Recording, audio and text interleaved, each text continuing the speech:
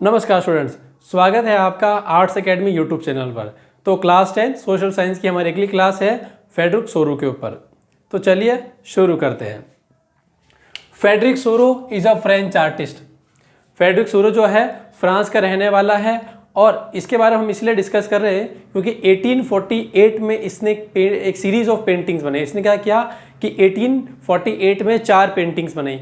उन 4 पेंटिंग्स में से जिसकी जो सबसे पहली पेंटिंग है उसका नाम इसने रखा डेमोक्रेटिक एंड सोशल रिपब्लिक। ठीक है, तो ये हमारे एक एमसीक्यू का क्वेश्चन भी बनता है कि फ्रेडरिक सोरो कौन से कंट्री का सिटीजन है, तो वो फ्रांस का है। दूसरा, फ्रेडरिक सोरो ने जो पेंटिंग बनाई वो कौन से साल में बनाई, उसने बनाई 1848 में। तीसरा सवाल बनता है फ्रेडरिक सोरो की जो पेंटिंग बनी उस पेंटिंग का टाइटल क्या है, तो पेंटिंग का टाइटल 2 है, the dream of democratic and social Republic, या फिर आप बोलो तो डेमोक्रेटिक एंड सोशल रिपब्लिक। तो ये क्या किया कि हमने इसके 3 क्वेश्चन को भी कंप्लीट कर लिए। क्या, एक कौन से कंट्री का सिटीजन है या आर्टिस्ट है, दूसरा इसने कौन से ईयर में वो पेंटिंग बनाई है, ये हमारा दूसरा हो गया।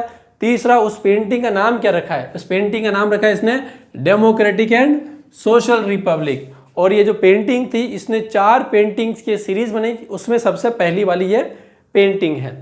अब हम आते हैं अगली तरफ में। In this painting people paying homage to the Statue of Liberty. इसका मतलब क्या हुआ, अगर आप यहाँ पर ये पेंटिंग देखोगे ना, इस पेंटिंग में क्या दिखेगा आपको कि एक बहुत बड़ी पेंटिंग है। उस पेंटिंग में देखोगे कि ना एक तरफ में स्टैच्यू ऑफ एक मूर्ति लगी हुई है और एक तरफ से बहुत सारे लोग ऐसे पैदल मार्च करते हुए आ रहे हैं, और आपको ऊपर दिखा कि जीसस क्राइस्ट और 1-2 जन और दिख रहे हैं आपको हेवनली बॉडी के यहाँ से। तो यहाँ पर बताने का मकसद ये है मेरा कि वहाँ पर जो मूर्ति रखी गई ना, उस मूर्ति का नाम दिया स्टैच्यू ऑफ लिबर्टी। और ये जितने भी जनता को जो हुजूम आपको ऐसे आता हुआ दिख रहा है ना, ये क्या है कि वहाँ के जो लोग हैं यूरोप और अमेरिका के, चाहे मेल हो फीमेल हो, बूढ़े हो बुजुर्ग हो, छोटे हो बड़े हो, सब लोग आ रहे हैं और क्या कर रहे हैं, they are paying homage. Homage paying का मतलब क्या होता है, श्रद्धांजलि अर्पित कर रहे हैं, श्रद्धांजलि दे रहे हैं। तो अगर वहाँ पर कोई श्रद्धांजलि दे रहा है, इसका मतलब ये हुआ कि उस पेंटिंग का बहुत बड़ा इंपॉर्टेंस है। वो इंपॉर्टेंस ही सिर्फ यूरोप तक ही लिमिटेड नहीं है, वो इंपॉर्टेंस यूरोप में भी है और अमेरिका में भी है। तो आइए देखते हैं हमारे अगले पॉइंट की तरफ में।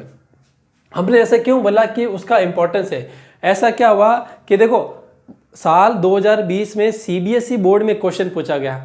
क्वेश्चन ये था, explain the significance of statue of liberty. बोला कि स्टैच्यू ऑफ लिबर्टी का सिग्निफिकेंस क्या है, इसीलिए हम इस टॉपिक को हमने यहाँ पर पकड़ के रखा हुआ है।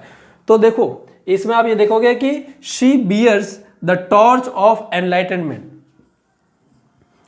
इन one hand and the charter of rights of man in the other. बोला कि इस इमेज में आप ये देखोगे ना, तो उसके एक हाथ में क्या है, टॉर्च ऑफ एनलाइटनमेंट, और दूसरे हाथ में charter of rights of man.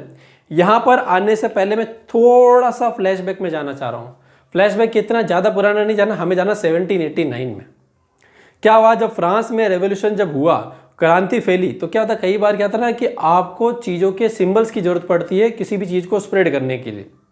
तो क्या हुआ कि फ्रांस में लिबर्टी को रिप्रेजेंट करने के लिए उस समय के जितने भी रेवोल्यूशनरी थी, उन्होंने बोला हमारे लिबर्टी जो है उसको हमें सिंबलाइज करना होगा ताकि जनता को उसके साथ में जोड़ना होगा। तो उन्होंने क्या किया कि एक फीमेल फिगर को बनाया, मतलब एक फीमेल स्टैच्यू बनाया, और उस फीमेल स्टैच्यू का नाम था मेरियन है। वो जो मेरियन जो थी वो फ्रांस में क्या हुआ कि लिबर्टी का सिंबल बन गई। उसी प्रकार से बोला कि यहाँ पर भी क्या है ना, ये जो इसने जो पेंटिंग बनाई है वो बिल्कुल सिमिलर है, बिल्कुल वैसी उसके जैसे ही है, मेरियन के जैसी। तो बोला फर्क इतना है कि इसके एक हाथ में टॉर्च ऑफ एनलाइटनमेंट। अब ये टॉर्च ऑफ एनलाइटनमेंट का मतलब क्या हुआ कि उसके हाथ में एक मशाल है, और उस मशाल में जो आग दिख रही है ना, वो क्या है, जो आपको लाइट कर रही है। लाइट करने का मतलब क्या है कि वो आपको एनलाइटन कर रही है, मतलब आपके बुद्धि का विकास कर रही है, ज्ञान कर रही है, मतलब उससे आपको ज्ञान का प्रसार हो रहा है, आपको नई चीज़ों के बारे में पता चल रहा है। आपके अंदर क्या है कि जो नए नए पॉलिटिकल और सोशल फिलोसफी को उसके द्वारा एनलाइटन कर रही है। तो एक तो हुआ वो सिंबल, वो एक इंपॉर्टेंस है। दूसरा इंपॉर्टेंस के बारे में क्या करेंगे, दूसरे हाथ में उसके क्या दिखेगा, charter of rights of man. इसका मतलब क्या हुआ कि जो दूसरा हाथ है ना, उस दूसरे हाथ में आपको देखने को मिलेगा एक है ना डॉक्यूमेंट है, एक बुक है, और उस बुक के अंदर क्या है कि जितनी भी आम जनता है उन सब के क्या है, अधिकार पत्र है। चार्टर ऑफ राइट्स का मतलब क्या हुआ कि अधिकार पत्र है, मतलब जनता के पास में क्या अधिकार होने चाहिए, और जनता के पास में अगर वो अधिकार नहीं तो वो मिलने चाहिए। देखो ये अधिकार पत्र, इसका मतलब क्या हुआ कि उस इवेंट से पहले जनता के पास में अधिकार नहीं थे। अब जनता के पास में अधिकार क्यों नहीं थे? क्योंकि ये वो समय है जब एब्सोल्यूटिस्ट रिजीम अपने पीक पर थी। जहाँ पर एब्सोल्यूटिस्ट रिजीम होता है मतलब जहाँ पर है ना राजा ये कहता है कि I have the divine rights और I have the divine power, the God wanted me to be the king, so that is why I am the king.